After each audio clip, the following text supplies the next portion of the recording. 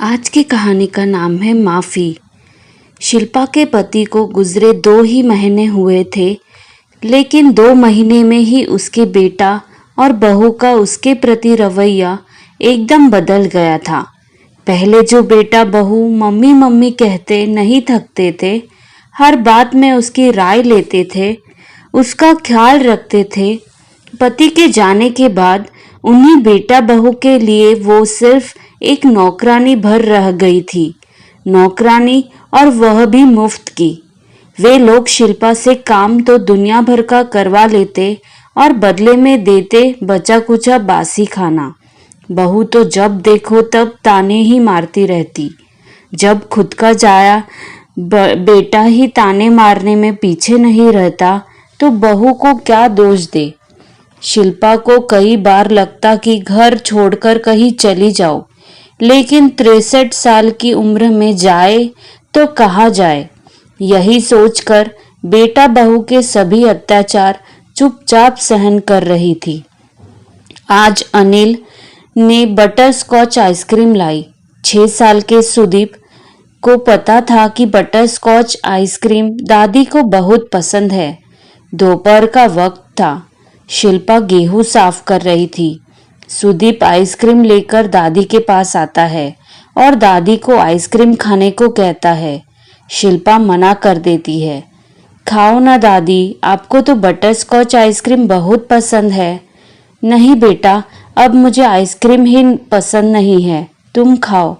दादी माँ, मुझे पता है कि मम्मी पापा आपको अच्छा खाना नहीं देते और खूब डांटते भी है। नहीं बेटा, ऐसी कोई बात नहीं है। मैं अब बूढ़ी हो गई हूँ ना, इसलिए अब मेरे से काम बराबर होता नहीं। मेरे से गलतियाँ हो जाती है।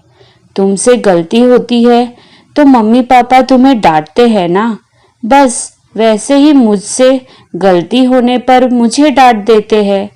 रहा आइसक्रीम का सवाल, तो इस उम्र में आइसक्रीम खाने से मुझे खांसी हो जाएगी, इसलिए वो मेरे लिए आइसक्रीम नहीं लाए।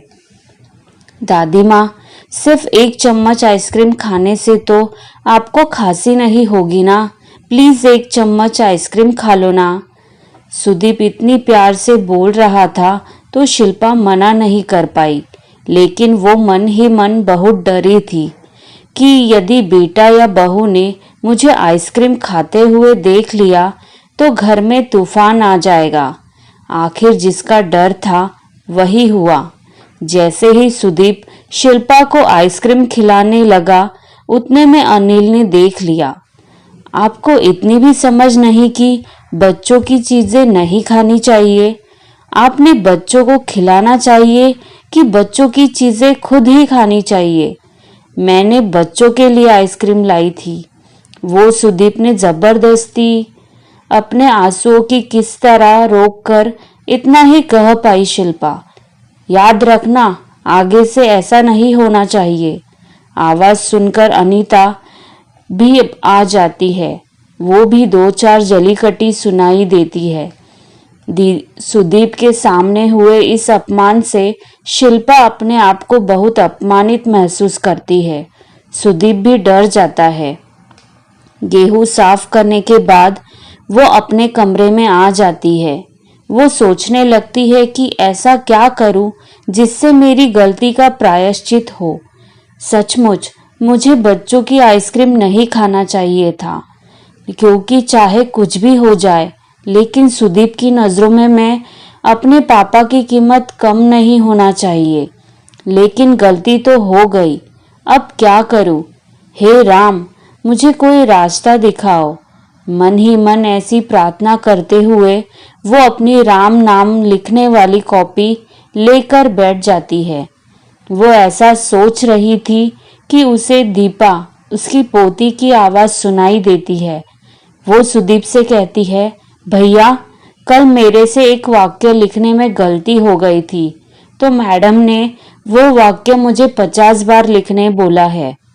शिल्पा बहुत देर तक कॉपी में कुछ लिखती है और लिखते लिखते ही सो जाती है। थोड़ी देर बाद बाहर से आकर अनिल माँ को आवाज लगाता है। माँ, माँ, जवाब अनीता देती है। सोई होगी अपने कमरे में, सोने के सिवा काम ही क्या है बुढ़िया को। अनिल माँ के कमरे में जाता है तो देखता है कि माँ सोई हुई है। पास ही में माँ की राम नाम लिखने वाली कॉपी खुली हुई रखी थी। शायद शिल्पा लिखते लिखते थक कर सो गई होगी। अचानक अनिल की नज़र कॉपी पर जाती है तो उसे दिखता है कि कॉपी में राम नाम की जगह पर और कुछ लिखा हुआ था। वो पढ़ने लगता है। शिल्पा ने लिखा था, अनिल बेटा मुझे माफ कर दे, मैं आगे से कभी भी आइसक्रीम नहीं खाऊंगी। यदि 2 वाक्य कई बार लिखे हुए थे। न जाने क्या सोचकर अनिल गिनती लगाता है तो उसे पता चलता है कि ये 2 वाक्य पूरे 50 बार लिखे हुए थे।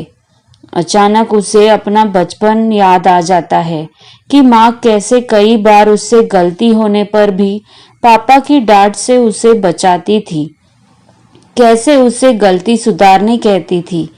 माँ हमेशा कहती थी कि यदि हमसे कोई गलती हुई हो तो उसे उस गलती को कबूल करने की हिम्मत हम में होनी चाहिए और हमें उस गलती के लिए प्रायश्चित भी करना चाहिए। यह सब याद आते ही अनिल की आंखों से आंसू बहने लगे थे। वो राम नाम लिखने वाली कॉपी में कुछ लिखता है। लिखना होने पर जैसे ही वो जाने लगता है उतने में शिल्पा की नींद खुल जाती है। अनिल तुम, कुछ काम था क्या बेटा? अनिल माँ के हाथ में राम नाम लिखने वाली कॉपी देकर फूट फूट कर रोने लगता है। शिल्पा कॉपी देखती है तो उसमें अनिल ने लिखा था, माँ मुझे माफ कर दो, मैंने आपसे बहुत गलत तरीके से बात की है। आगे से मुझसे ये गलती कभी नहीं होगी। ये एक ही बात अनिल ने भी कई बार लिखी थी। शिल्पा ने गिनती की तो पूरे 50 बार। 2 महीने से माँ बेटे के रिश्ते में जो खटास आई हुई थी वो खटास गलती पर प्रायश्चित करने से, माफी मांगने से अचानक मिठास में बदल गई। यदि सच्चे दिल से माफी मांगी और दी जाए तो कोई भी रिश्ता अटूट ही बन सकता है। आशा करती हूँ कि आज की कहानी आपको ज़रूर अच्छी लगी होगी। अगर अच्छी लगी है तो वीडियो को लाइक और चैनल को सब्सक्राइब करना मत भूलना। धन्यवाद।